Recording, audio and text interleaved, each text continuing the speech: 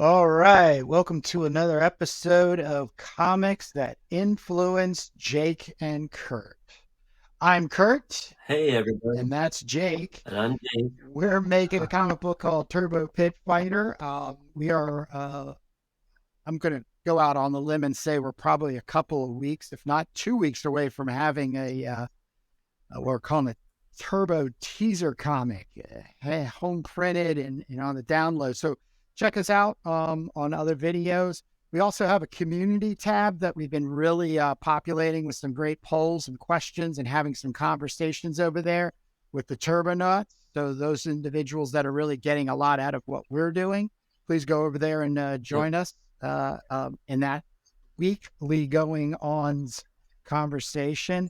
But here we're going to talk about comics that influence us to make comics. Last week I went to a local show called Galacticon down in Middletown, Delaware, and I picked up a magazine for my buddy Jake, which I'm going to review. And then, of course, put it back in his bag. And then next time I see Jake, I'll hand this over to him. Mainly because Jake loves science fiction. And this is a Larry Niven kind of like spotlight on. There's a story that's comic book. There's an interview with him. And Larry Niven, as a sci-fi writer, is referred to as a hard sci-fi science fiction writer. In other words, he really likes the science in the fiction. So he actually leans into reality, if you will. And I know Jake has a similar way of going about things. Science reality. Yeah, I mean, but comic book fine it, the fiction part of it, but trying to lean into it. But the other thing is that these magazines, as black and whites go, are really what captured me in wanting to become a comic book artist. I got a bulk of Savage Sword of Conan and Savage Tales. When I was about 13, 14 years old, I got a box of 100 of those magazines for $20 at a yard sale. I was also collecting black and white comics because they were the only ones that were featuring ninjas. So 13, 14-year-old Kurt Brugel was doing everything in his power to learn to become a comic book to emulate those types of books. And I'll say this too: this is a great place for lovers of exploitation, because these are all done in the 70s. This is 1975 that this magazine comic comes out from Marvel under their Curtis publications. Mm-hmm. But over here, I'm a huge Howard Chaykin fan. And there's a really great Howard Chaykin story in here. American Flag, which I was talking with a Turbo Nut, Douglas, on our community tab on one of the polls. Hold on, I gotta interrupt you. Yeah, Are yeah. you saying turbo knot or Not. turbo nut? Because Turbo Not. you're saying Like an astronaut. NAU, Yeah. right? Not right, Not. like Oh, like so, Argonaut and astronaut. oh, not. Yeah. Okay, gotcha. But it wouldn't be too far from Turbo Nuts. So but yeah, we were going back and forth about American Flag by Howard Chaykin. But yeah, I just this is Gene Colan, written by Roy Thomas, and then there's a Frank Chianaramata Monte. I don't know, I've never heard of him, but Easy for you to say. he did what? Easy for you to say. Oh, easy for you to say. Yeah, yeah. Um, but they do the forward. Well, this is the prologue, yeah, prologue and the epilogue to this story. Um, this is a gray marrow. It's called Paradise Found.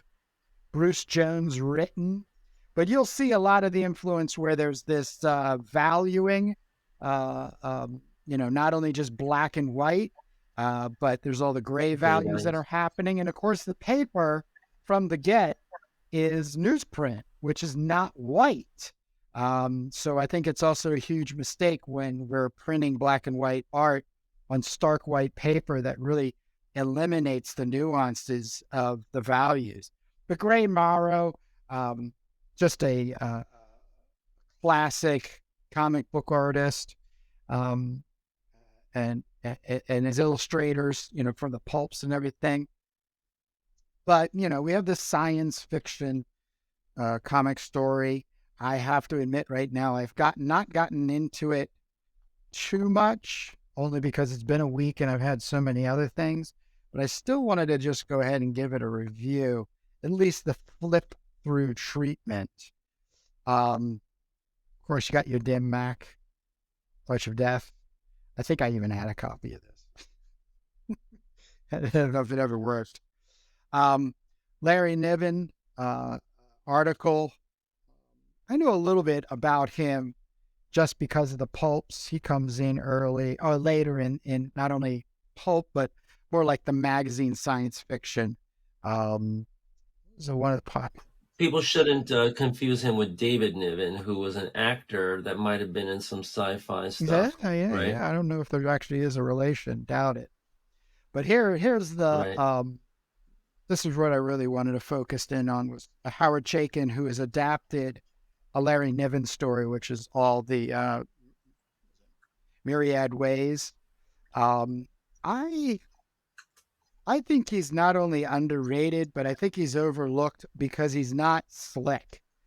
I think that's one of the things that pans Chaykin as a comic book artist, but uh, he I is. always wondered if he used. I always wonder where he seems like he uses different tools. I always wondered if he uses like those thin Sharpie Oh markers yeah, no, rather I. than Oh yeah, traditional pen and ink. yeah. But they didn't have the thin sharp. They didn't have Sharpies back then. So was it like Pentel flares or was it Yes, yes, something else? yeah. Flare pens were Because were popular.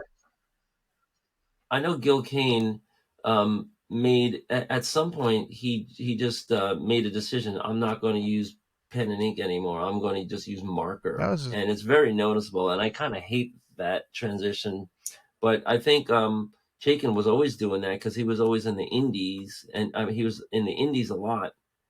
I know he did Red Sonja for a while in the mags, but it looks like this is pencil and then marker, yep. and it's very different. You don't have that variable stroke that I love. You don't have that, great, just classic style. So I'm not a fan of the marker myself. But Howard Chaykin's using it in a lot of interesting ways. A lot of like vertical hatching and directional line. You can see he uses that a lot.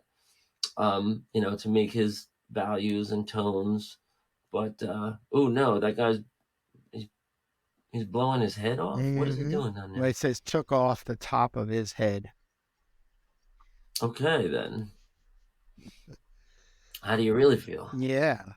But yeah, I mean, going along with what you're saying, he comes from Gil Kane's studio, so he was a studio assistant. Um, Uh-huh. and I think he, he's come along to say, Chaykin, that um, this is a business.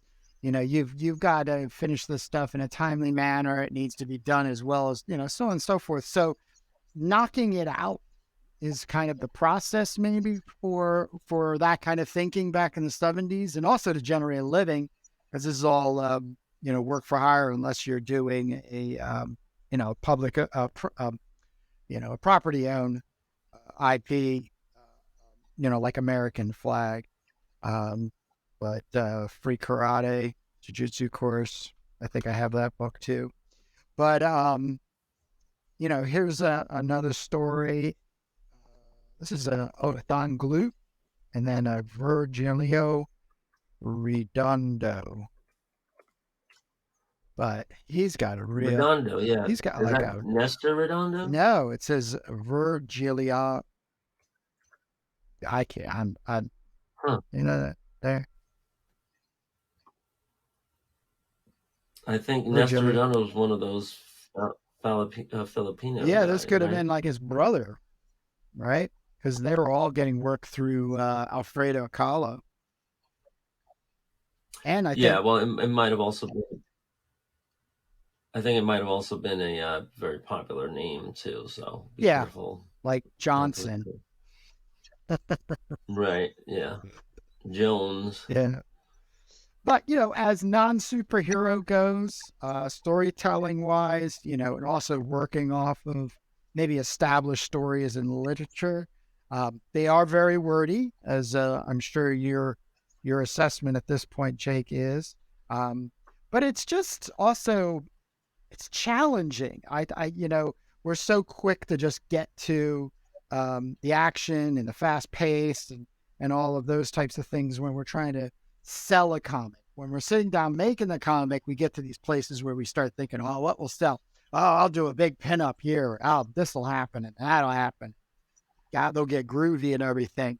Um, but there's something about pacing that I get from this, and then of course the style itself in its technique and everything. So look at that. Yeah. Talk about Nice. groovy 1975.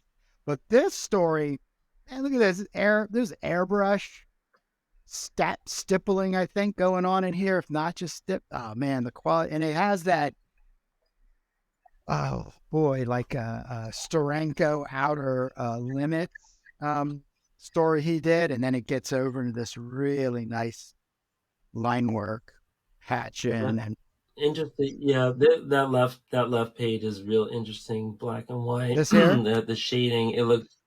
Yeah, it looks like straight out of the Wrightson, yeah, John Bolton yep, milieu. yep, It's yeah, great. A lot of value on the page, black and white. But and then I noticed the lettering. I always comment on lettering, but I noticed the lettering in that magazine is all like slanty. It's all like almost italics, right? yeah. That's a good point. Just I mean, not Yeah, maybe not that page so much, but those earlier pages, whoever that letterer was really like slanty. I mean, and that's an interesting way of getting taller letters in a smaller space yeah, if you diagonalize them. yeah. Because any line that's supposed to go across this way has a slant going up. Here, I'll even show here. Right. Like you see all Right. See how it kind of, that's kind of like straight up, but when they bold it there, it's a lot slanting. And then over on the left in the knockout type, right? It's more slanting. So I noticed in the earlier story that it was very very slanty, like just by default. So that's those are just the things that distract me. I'm like, oh, look at that, a but squirrel. by the way, it's all hand lettered. So Yeah, sure. back then there And was no everything was computer in those assistant. days. Yeah. Right. What year did you say this was? 75. Yeah. There was no computers back then. Nope. So pretty No cool. commercially Really, available computers. this is really psychedelic. Just taking a ton of, chance. Love the head kind of just particle exploding, you know. Oh, yeah, trippy is a good way of putting it. And Yeah, then that also reminds me of Paul Galassi. yeah, What he would later come out with Six from Sirius and some good spacey stuff. yeah. And then That's great. That's great stuff. yeah, it's very refreshing. It just gets my juices going. I'm percolating, and I just want to Was get that to a the one-off? bird. I just want to get to the board and start putting it all together. Even doing some kung fu and some karate. Um, but yeah, I just like I said, I just wanted to show that off, share before I have to bag it and board it up and bring it along to the next time I see you. But yeah, that's what I got. Unknown Worlds Science Was that Fiction from Marvel Curtis imprint, 1975. right? And that series went on, or no? Yeah, I think they get out to teens on this, if not low teens. So there was a couple, they had a Monsters Unleashed. Um, just trying to think of some of those magazines. Savage Sword was another. What was their biggest? Deadly Hands of Kung Fu. Uh, there might have been a Right. couple others, one or Yeah, two the others, but that was pretty much, you know, uh, getting around the comics code. I think was the other thing they were doing that for, because there was still a lot of restriction in what they were able to do in the way of stories. right. Yeah, because I remember the Red Sonja rape origin Yeah, in the magazines, and I was like, whoa. yeah. I was an impressionable youth at that time, and you know that that definitely was seared into my soul. So you got some Hellcat coming on here. Yeah, I got some Hellcat. I just picked this up. I went into my local Newberry Comics, and I was looking at this stands as I often do, and trying to find anything, quality. And I noticed this. There was a different cover. There was at least five different variant covers that I saw, and most of them were that annoying cartoony Hellcat. It was like who's that Peter Porker guy? That cartoonist guy, not Hembeck, but it was just like I hate that. So this was the one cover that I found that was realistic. It's a pretty nice, maybe painted, or I don't know. This could be tablet nowadays.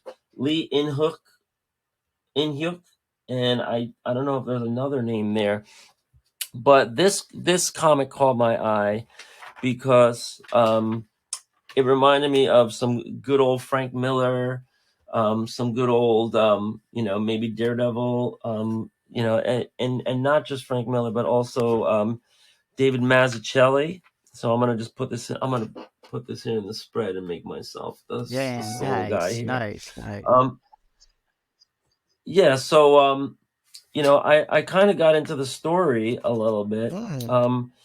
Last episode I did Geraldo's Vault, and I opened up some comics live. I think it was Cherry Blackbird, Yeah. and it's kind of disappointing, but this time I read the whole thing ahead of time, so no Geraldo's Vault here.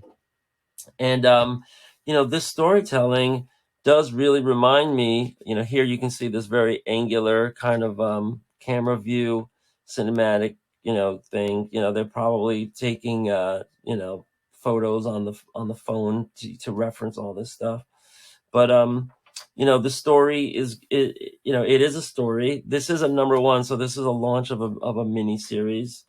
And I don't know if David Mazzucchelli was one of your favorites, but he was one of my favorites. I kept reading Daredevil long after Frank Miller was gone, and he was a really good kind of guy to come in and take over that title because the storytelling was so incredible and the art was it was more like it wasn't splashy at all. It was more just like kind of like realistic and narrative.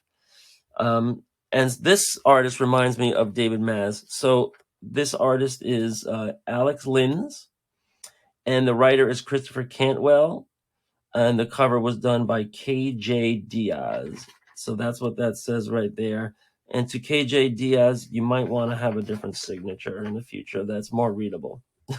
um, but here, this in the story, Hellcat is waking up and not kind of sure. She's arrested, and then the rest is all going on in flashback.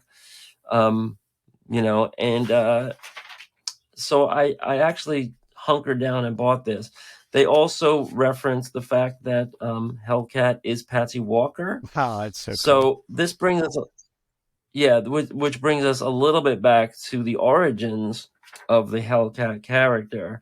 The Hellcat character always caught my eye. Um, the form-fitting costume, the bright yellow and blue. It really just captured me. I'll never forget, that reading the Defenders in the Claus Janson days, and when they first introduced Hellcat, there was this pose of Hellcat just like leaning against some crates, and she was like, "Oh, I'm going to be joining the team," and I was just that age. I don't know if I was pre-pubescent or post or whatever, or just going through it, but it was just like I would have dreams, and Hellcat would be in my dreams. So here I'm just bringing you through this comic. We're getting in some action. They brought back this character called the Sleepwalker, I think it's called. And there is some intrigue. Um, it ends on this. It ends on this thing, and if I can, if you don't want to spoiler, cover your ears. But this is the alter ego of the Sleepwalker guy, and he apparently killed the person that she was arrested for, and he said he did it because he's in love with her, and then it ends on a cliffhanger, going back here into the flashback with her and her dad. So this is just a good quality comic, good story, good art.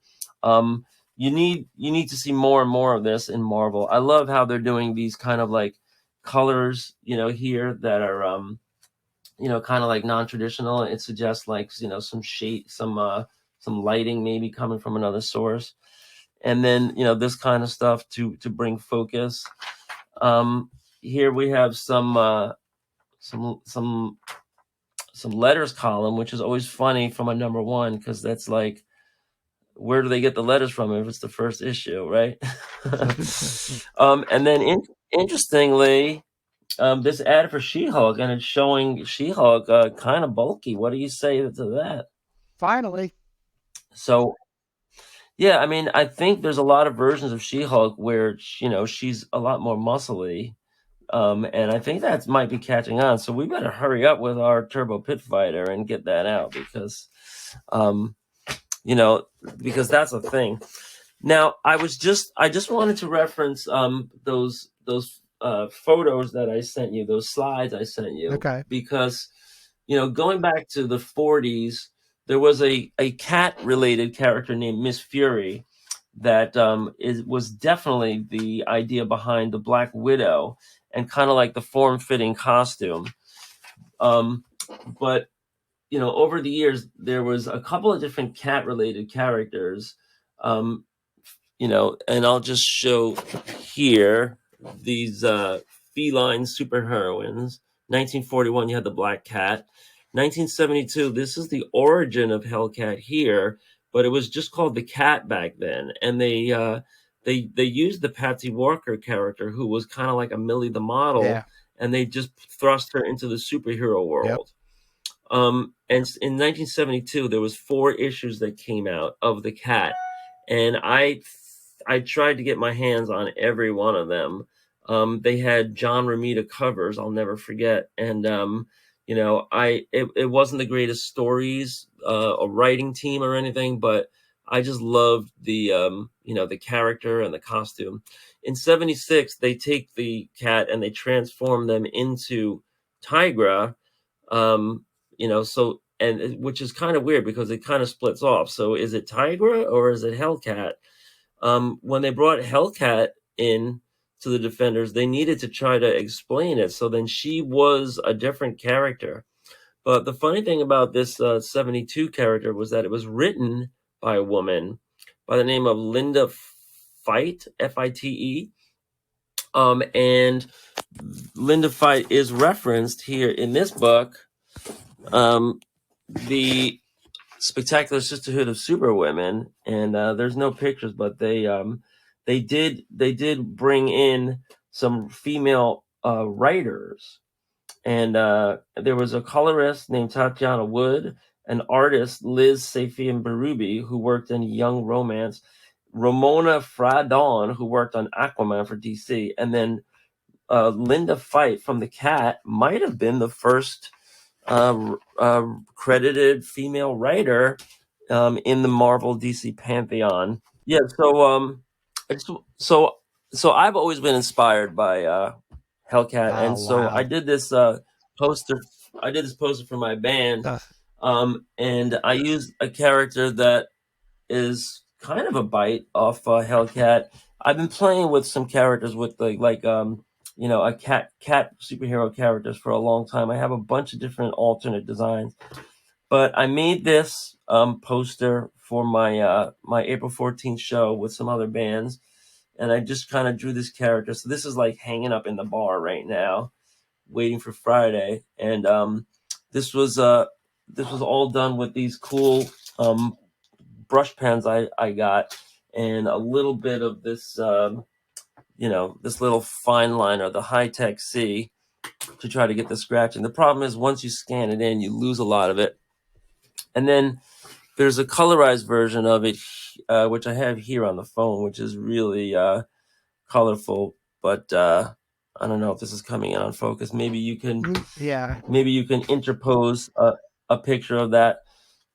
So Hellcat has been around since then, and you know they're kind of like a mainstay in the Defenders. I'm looking here, I see Hellcat on the cover, but I don't see Hellcat in here. I just wanted to flip through and see if she settled in, because Valkyrie was always the main female in the Defenders, and when they brought Hellcat in, here she is. I was always put off. I think this is Herb Trimpe pencils. I was always put off by Valkyrie. Yeah, Herb Trimpe pencils. And Hellcat, I just loved her. I thought she was dreamy. She's barely in this episode, so maybe I'm doing a Harada. Oh, here she is. She's flying off this bird, and she's flipping into the air. She always had kind of like a carefree attitude. She calls herself the happy-go-lucky Hellcat. Here we're in some other Defenders. This is not the best run of the Defenders with Hellcat, but you can see her here. And I sent you some photos of this. Is weird. Yeah. Talk about a square jaw.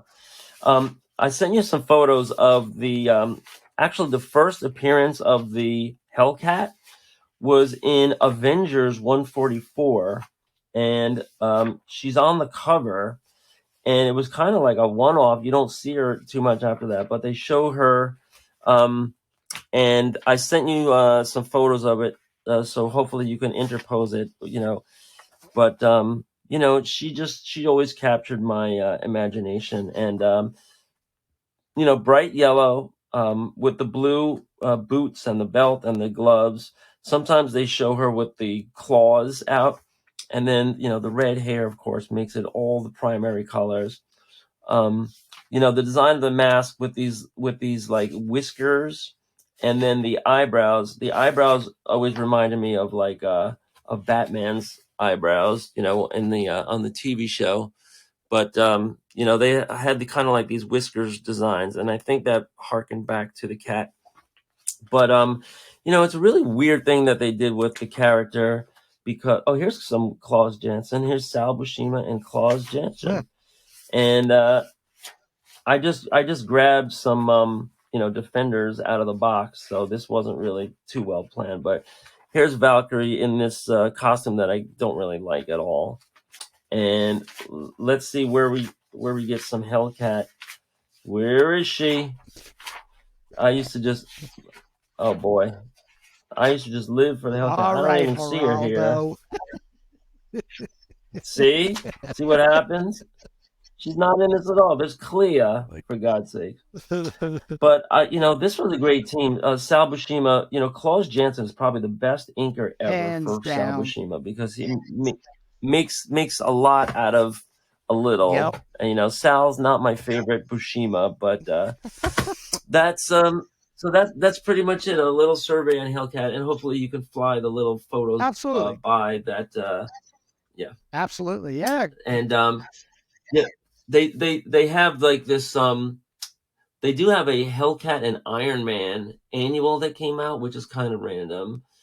But Iron Man speaks about meeting the cat, and they have the little claw on the chest, and then eventually it gets into the cat does appear in Marvel Team Up with Spider-Man, and then eventually becomes Tigra through some kind of weird transformation of the cat people and all that. So it gets a little weird, but Well, that's the origin and history of the kid. yeah, that I'm Yeah. just kind of speaking out loud here about us doing this comics that influenced.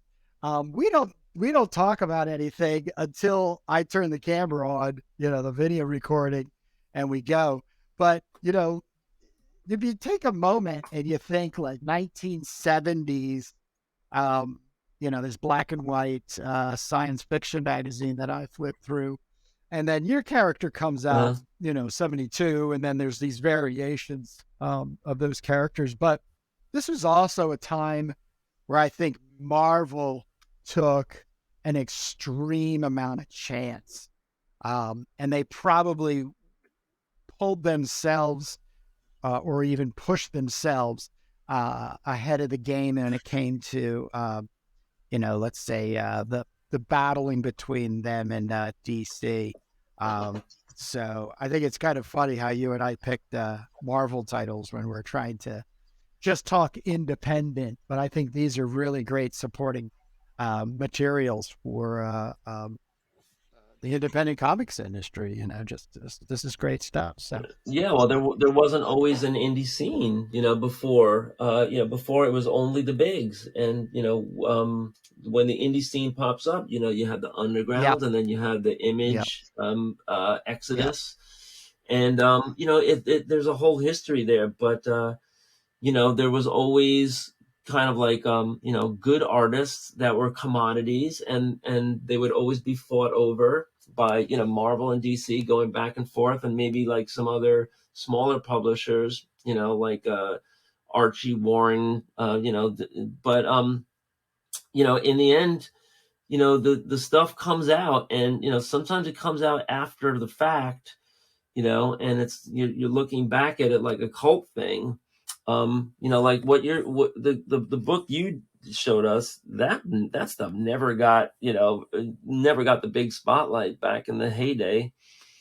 um and then yeah, anything that was Marvel and DC, got automatically pushed because they had all of the distribution and the shelf space. It was literally all about like shelf space, yeah. right?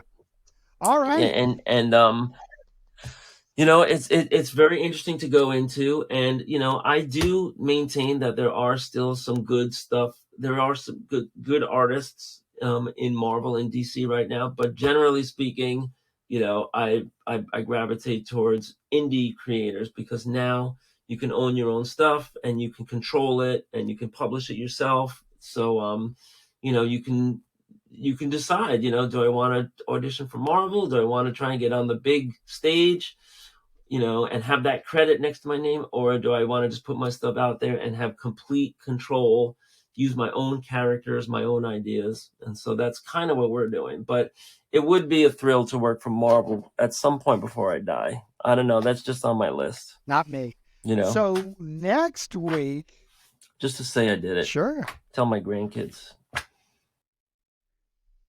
Next week, Jason Sandberg, Jupiter. He's got an Indiegogo. It's down in our description. We're supporting him. We're going to talk about his comic, Jupiter.